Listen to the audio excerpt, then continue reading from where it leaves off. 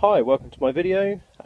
This is a simple video to show you how to remove the alternator from a Mercedes-Benz Vito. This is the 110 CDI model, 638 shape, so the Mark 1. I believe the 108 and the 112 are exactly the same. So I've just done the job.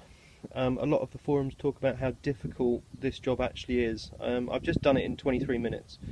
No ramp, just a handful of tools, and thought I'd make a short video and just give people some encouragement on doing it themselves, really. So, first job.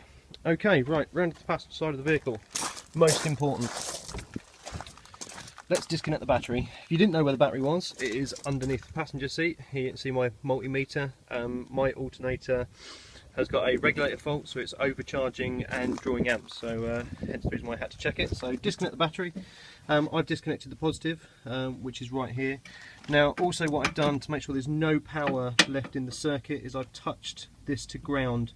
Now the easiest way to do this job actually is to remove both battery terminals and touch them together. Simply whack them across to each other, touch them together, leave them there for about 5 seconds. Just simply drains the system of any residual power. Obviously we're messing around with heavy electrics, so it's an important job to do. Okay, right, so round to the driver's side of the vehicle.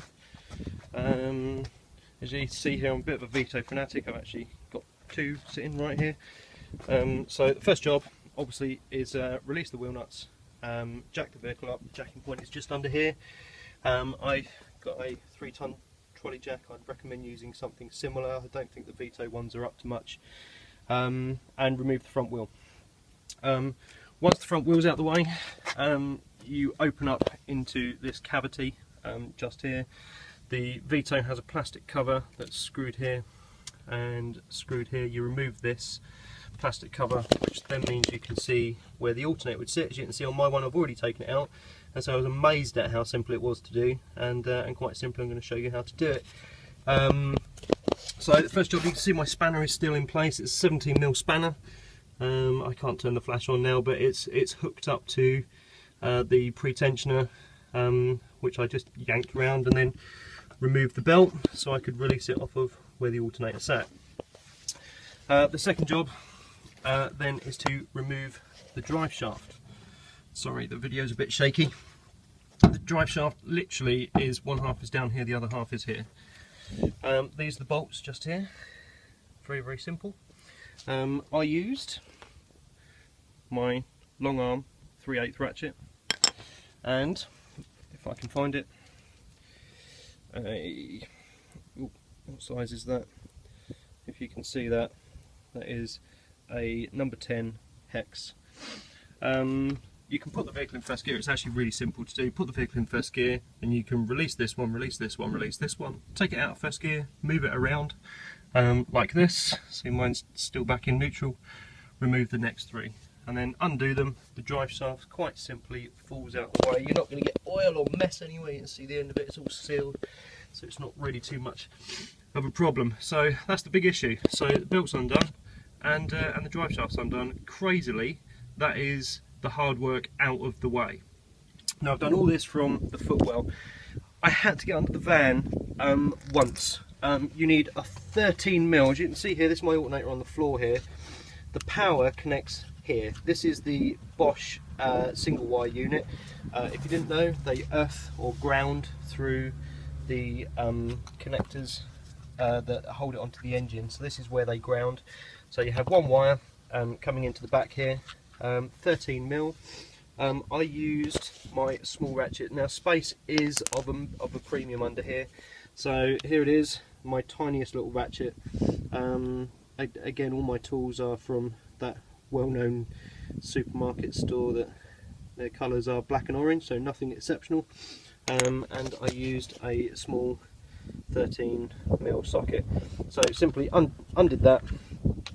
This bit here, this is the power for the regulator. That has a single wire down to it. This is an 8mm. Again, I used my small one of these to undo that with a long reach 8mm. Quite a simple job to do, really. And then come the fun bit. Now you can see on my alternator, the way it holds onto the van is quite simply 1, 2, 3, 4. All of these are actually reachable. Now I came, where should we say, the left hand side of the shock and arm. I point in the right place. Yeah, just here. Here's the bottom bolt, just here. Now this one here, I undid this one first because it was easy, and left it in slightly. Obviously what I wanted to do was make sure it's still level as I remove the other bolts. Now you can use different fandangled arms and what have you. I quite simply used my medium 3/8 ratchet. They are a star drive bolt. Here's one of the bolts here, just here. So star drive bolt. Quite simply they go through the hose and hold on to the engine. Now when I undid them, that's all I used. Didn't use any extension bars or anything. You can quite easily reach through the wheel well to the top and the bottom ones, and then remove them all by hand. Now the top 2 bolts, undo them, leave them in situ. There's not enough space to get them out without removing the alternator at the same time. Then quite simply, this space just here that I have here, if you can imagine the alternator sitting here, I quite simply dropped it off the back and took it out here. The whole job literally took me 23 minutes. So I was quite surprised at how simple that was. So yeah, I have my new alternator on order. It's not turning up till tomorrow. I thought this job was actually going to take me a lot longer than what it actually did.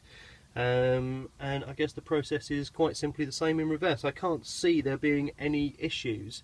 In fact, just looking it over, I think the hardest part of the job is actually going to be fitting the belt back on.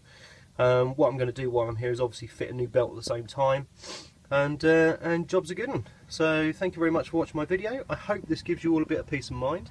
I can't see this job taking any longer necessarily than an hour, maybe an hour and a half. Always recommend a tea break in the middle, you know, just to gather your thoughts, make sure you're doing it right, and it should be good. So happy trials everyone, bye bye.